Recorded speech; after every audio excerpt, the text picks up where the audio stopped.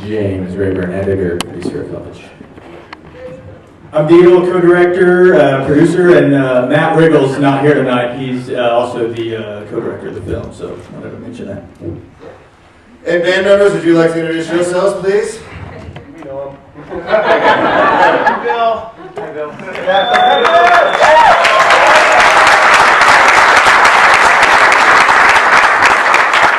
Can you introduce yourself? This is Chad. Scott? And we had some DNA results sent out for testing earlier. We're going to tell you who the actual father is. Just a minute. You guys have questions? If you have a question, raise your hand and we'll call on you and you'll stand up. Go ahead, sir. Hi. Hi, my name's Jesse. Bill and the rest of you guys, what's your favorite brand of coffee? I've been drinking this KGB blend by Dazbog. They're local in Colorado. It's very, very dark and very bold. And I know that It's really good. Well, I know that they say that the darker the bean is roasted, that actually removes some of the caffeine from it, and they say that the lighter coffee, just like whatever lame coffee from 7-Eleven, that actually has more caffeine in it. But I think it's something about the psychological experience of drinking like the really dark roast, and you're just drinking it and you just sweating and you just I think it does more for you psychologically, even if some of the caffeine may have been roasted out of it. Just drink more to compensate. Drink more to yes. They have that kind that's made from elephant shit. Have you heard about that? Oh, yeah. They feed elephants coffee beans and then they turn their shit into coffee. Oh, killer. Oh, correct. Apparently it's gonna really be good. easy because Scott's here. Scott's great. here. Well, I don't want to think about an elephant on too much caffeine, though, do you? We're drinking elephant They shit. talked about that. That's They were like, awful. does it fuck with the elephants? Do they get all wound up? Yeah, well, It doesn't hurt them. So maybe you Should have been shouldn't. asked an elephant. Yeah, maybe if you like elephants, you shouldn't drink their shit coffee. But that's what I heard. It was on NPR. So Next question.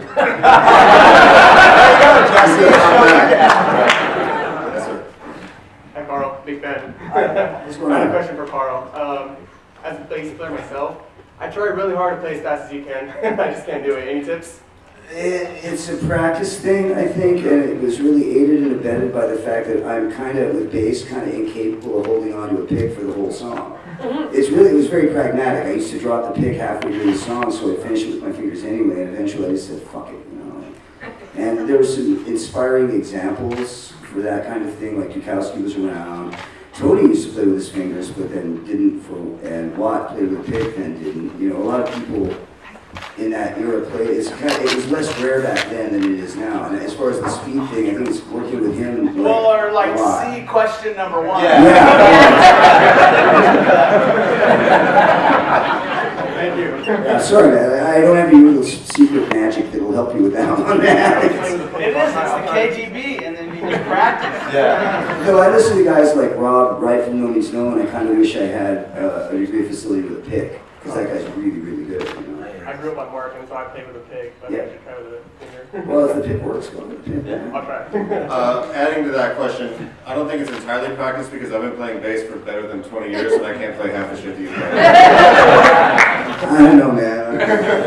I blame it on the curve because, like, I started playing bass when I was 18 years old. I was not supposed to be a bass player. I was supposed to be a cartoonist. I did flyers for Stefan's band, the Massacre guys, and their bass player left, and I was just the other guy in the room, you know, and sort of. But the curve of players I was playing up against was pretty high, you know. Like, I mean, Stefan was one. Our drummer in that band, John Schumann, was a very, very good musician. Started working with Bill, and then, you know, all the bets are off. And I had to learn a lot of shit really fast. It was the crash course, you know. Not that I had anything else going on, though, really. Question for all you guys, for the band members. Watching the documentary, is there stuff that you learned about one another from the documentary that you didn't know before making the film? Ooh, that's a very good question. It is a good question, you guys. Good question. I'm glad you asked. Next question. What are you deep I could say that there definitely was on my end, because even though in 1988 we were fortunate to have Frank Nevada just kind of show up at one day we got home from practice and we're like, here's Frank with the boat on top. He's got like 2 boats, you know, of course, because he came here to fish. And so I spent the better part of like a month and a half while we weren't on tour fishing with him like almost every day. And so we got to know each other pretty well.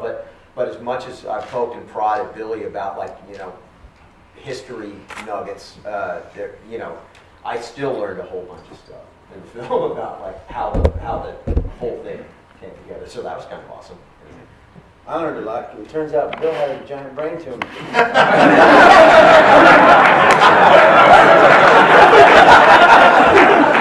Explains a lot, you know. It does explain a lot. My favorite thing was a good friend of ours asked Bill very sincerely, so how long was that tumor in there? I guess it would be funny, but It's not funny. no way of really knowing. No. I guess it's probably when I started doing stupid shit. I feel like when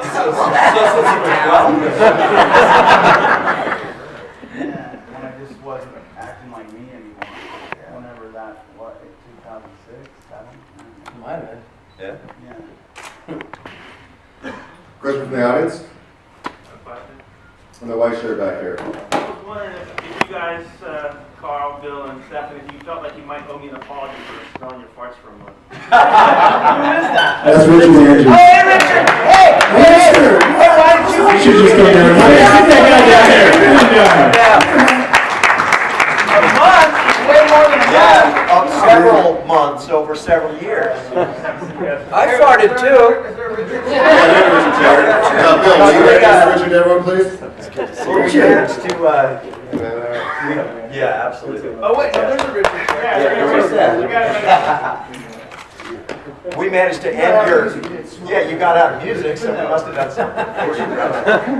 Yeah, you can get a mic now. Yeah. You get a mic. This is timely. You can get a mic. Introduce. So this is Richard Andrews. Richard Andrews engineered, well, he was in the film there for a second, but he engineered and produced, you know, a bunch of records with us. And he taught me pretty much everything I know about audio engineering, which I still use to this day. Many lessons that I learned from him. And what about He was hairstyles? awesome.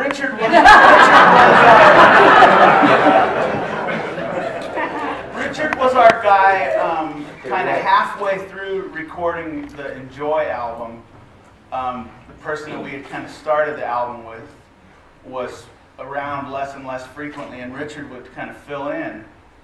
And, you know, we found that we preferred Richard's engineering, and so we just kind of continued on with Richard. So he was there for Enjoy, Descendents All Roy Says, Liveage, Hallraker, and then also some of those things we started producing around that time, Dick Drill Car, Chemical People. So the Doughboys, the good sounding ones of those were when Richard was still with us, but then at a certain point, Stefan and I decided that we could somehow do it ourselves, and so then it took several years to learn how to really engineer properly, and so then you have these really weird sounding records like All Roy Saves or The Chemical People, Tenfold Hate, like these just strange sounding records, because we didn't really know what we were doing. We realized, you know, that we should have kept Richard around at least until we had some small clue as to what we're doing. Do you remember Assplow? I remember Assplow. Assplow. That was him. Assplow was a reverb setting for the snare. Somebody had labeled it Assplow. So like, yeah, you have to scroll. I've never forgotten that. I thought it was wonderful. Oh, Assplow, there it is. Here you go. It was on a Ref 7 or a Ref 5.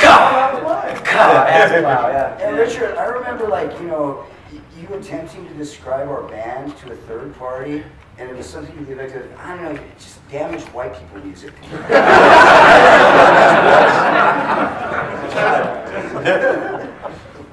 So for Richard and Stefan and Bill, what's your preferred vocal chain? Gear-wise. For me, it depends on the singer, you know, with the mic, and they're making they're making tube preamps and tube limiters now that are, I mean, they're the size of SVTs, and they cost 10, 20, 30 grand for these things, and so it's really just how much you want to throw at it, and you get all those tubes, and it just makes everything sound all bitchin'. But then it doesn't hurt to put it to tape too. The tape machine does something that none of the electronic stuff can really do. We just recently got a thing in our studio where we can record to the tape machine like we used to, but then it comes into Pro Tools and then we can edit it, so it's like kind of the best of both worlds. So you can do really tight punches to 2-inch tape or something? You just record, and every single thing you record is just going through the tape, and you don't even realize it. Yeah. You don't even realize it. It's just there in the background, but you realize it when you listen how good it sounds. Yeah, it's like using tape as an effect almost, or something like that. It's crazy. I gotta say, for me, as long as you got a great mic, it's a great singer. And everything else is secondary, really. I mean, if it's a great singer, it's going to come through. I mean, the records that we made, I mean, we did quite a few of those at Radio Tokyo where we're hitting the console in the middle of recording, so because the 24th track isn't working. So we'll smack it, or you know, it was totally punk rock. I mean, the tape machine would be switching cards in and out because there was an important part coming up and that card's not working anymore, so you stick it in. We got to do overdubs. Oh, here's the working card. Yeah. Yeah, we kind of deal. So it doesn't, you know, the equipment is totally secondary to the performance. Here. That's true. That's Here. Another question? Yeah. For the filmmakers, how did you guys come to this project, and once you decided to do it, how did you go about pulling it together? Matt and I played a band together. This is the short story. We met Stefan. We were huge fans from way back.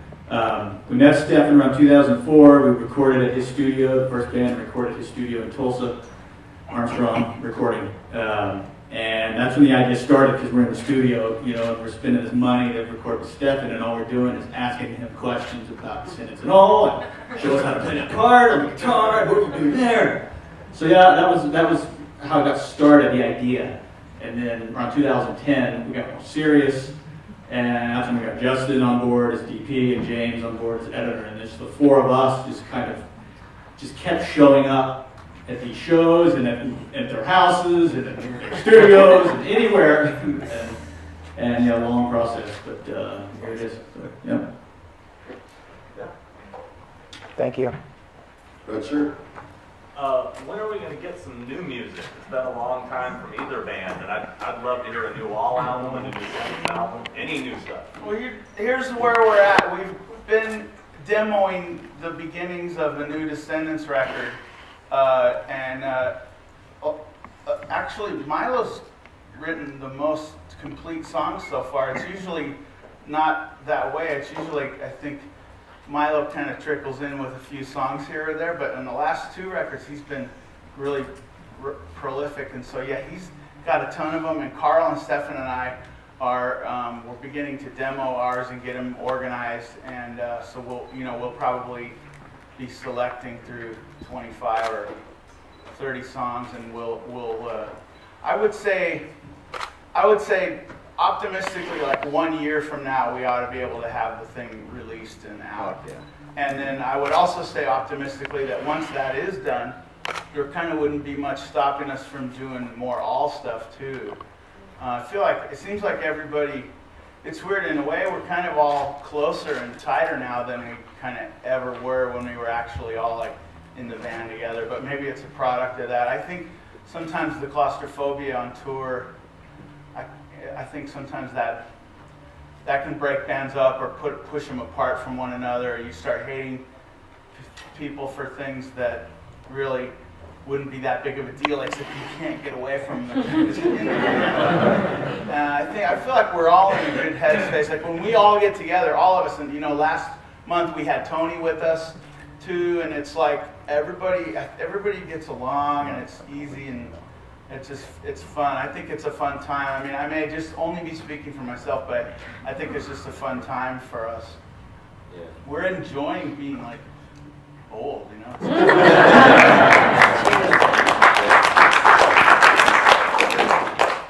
miraculously people still kind of give a shit about the music. To me, that wasn't what we expected when you write, like, I don't want to grow up. You push the thing back. Like, I remember me and Frank would be like, Frank, dude, there's no fucking way I'm going to be doing this when I'm 20. But then when you get to be 20, then you got to push it back to 30. And now we're like, well, there's no way we're going to be doing it with them. But then Tony shows up, and we played those shows last month with Tony. And he played the Milo Goes to College portion of the show, and then Carl played like the main part of the rest of the show. And but Tony's 68. And he was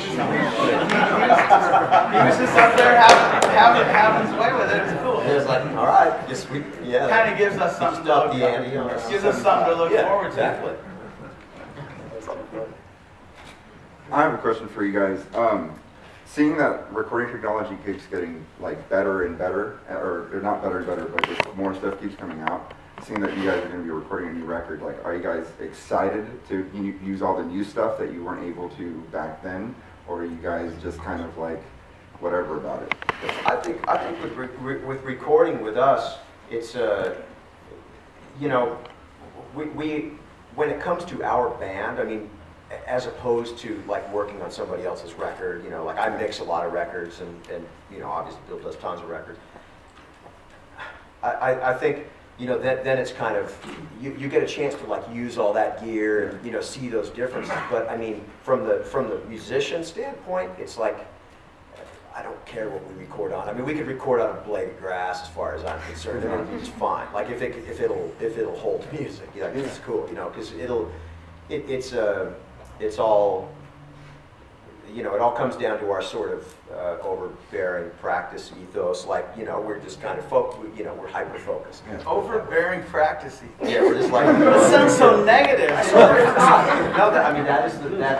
don't think of it as a negative, though. I mean, I think of that as a positive about our band. I mean, because that's the nature of our personalities. Tony lived at my house for a month last month, and if you know Tony or you don't know Tony, but yeah, so like he'd be the first person I'd see when I wake up, and he wouldn't leave the house, and so my family was there with Tony all day while I was at work. I had a couple bands I was producing, but we'd practice early in the morning, so it'd be like boom, 8 o'clock in the morning. I still got the creases on my face from my CPAP thing, my oxygen thing, and I'm like, hey, Tony, and it's just like, all right, let's do this. Yeah, it was cool. We practiced like every day for a month. We only missed 2 days. And so that's those parts of it will inform more about the recording than anything else. Because I mean, I doubt we'll overthink it. I mean, we could record on whatever and probably be pretty happy with it. That's awesome. Yeah. Cool. Thank you. Be fun, sure. Yes, ma'am. So I have a question. You guys have been playing more shows and now with the potential of having new material, what's the likelihood of like a tour or more shows after that comes out? I think our like climbing the van for a month days are probably behind us. I do think that. But I think that when we do finish the record, we'll be inclined to play more shows, because right now we're starting to just maybe taper off a little bit so we can actually really focus on it.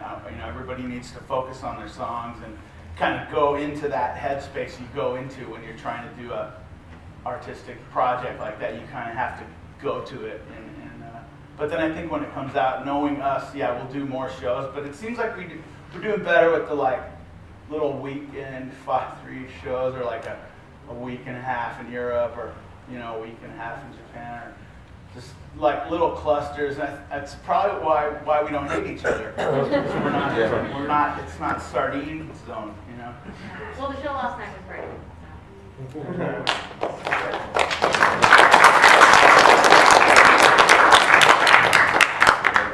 Is it cool if I ask the second question? No. I got to check the book. Bill, you produced a lot of like records for bands that I really like, Rise Against, NoFX, etc. My question was, are there any bands you're going to be producing for soon that I should be on the lookout for, or anything like that? Anything you want to produce for?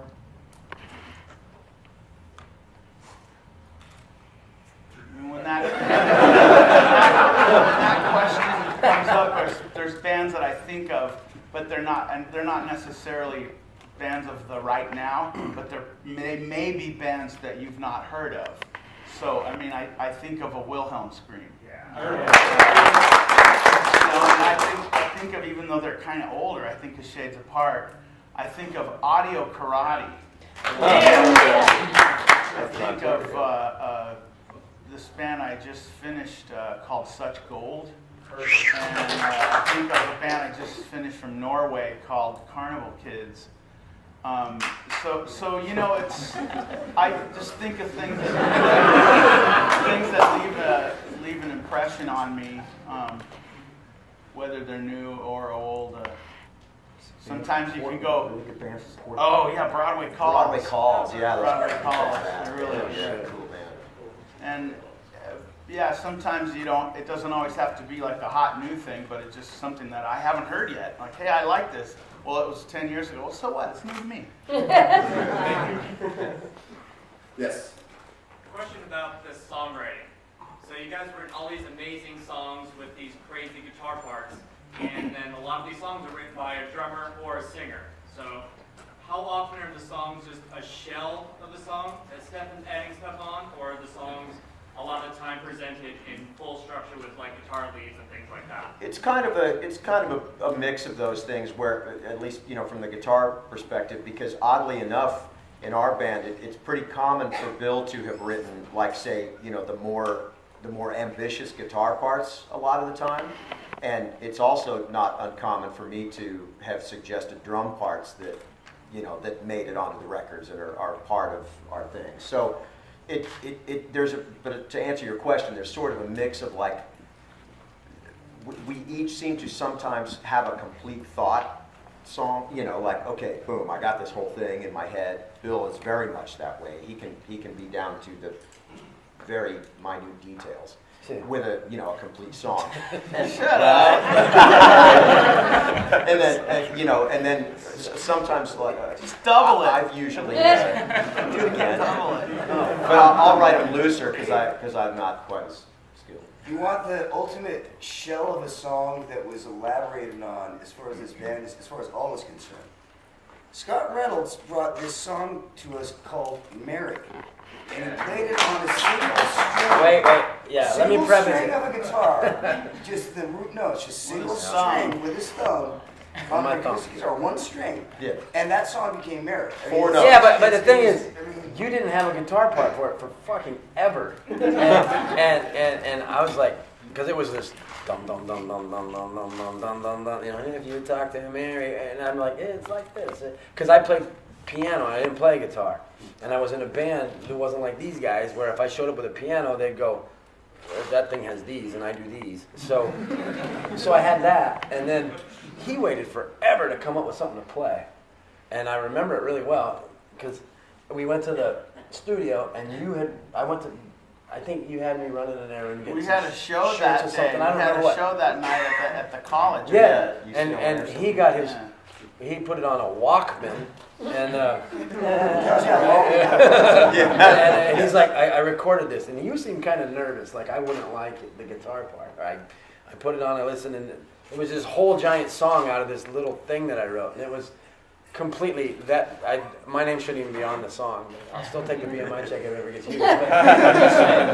Well, and that can happen too. So it can be, It depends. like It totally depends. Because Yeah. Dot, on the other hand, was pretty much what I played. Yeah, and Frog It's a piano. is Scott's piano part that we worked it out. Oh wait, so how do you do it when you do like Charligan is right hand you, left hand him. Yeah.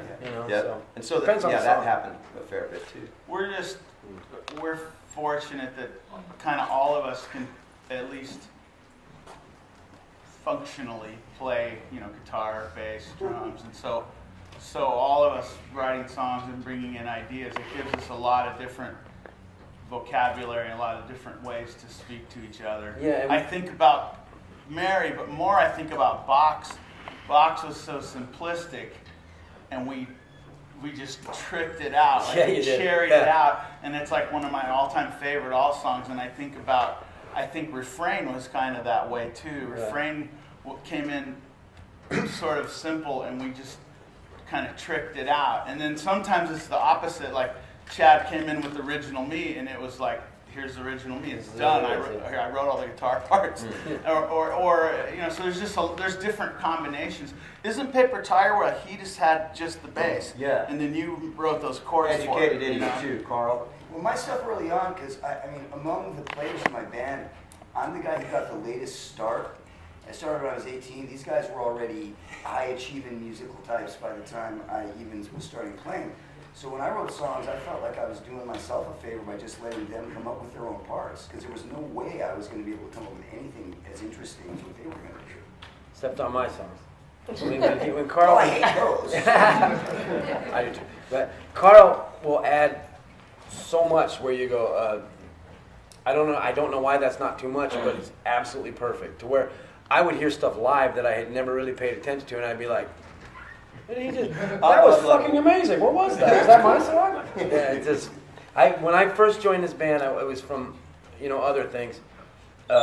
It was just so exciting. It was just so exciting to go. Like, cause I had the songs that I had were in other bands and stuff, and they blew up like it was just like, what the fuck? Did I write that? I wrote that. And it's just amazing. Yeah, I'm a good guy. I can do this stuff. I think we're going to call it because the band has to get over to the show that yeah. they're going to play in a little bit. But before everyone takes off, I want to take a chance to say, on behalf of everyone that's here tonight and all the screenings, I think for all of us, Descendents and all help define who I was as a person, what I loved, what changed my musical outlook on everything. Wait, Thank you guys so much. I got a you story. Well, you got a me story? Yeah, when you guys first passed by me on the Warped Tour, and I had just woken up and I was shaking the whatever out of my whatever, and you guys go, hey Bill, how you doing? Our band's called Blink 182. We totally rip you guys off.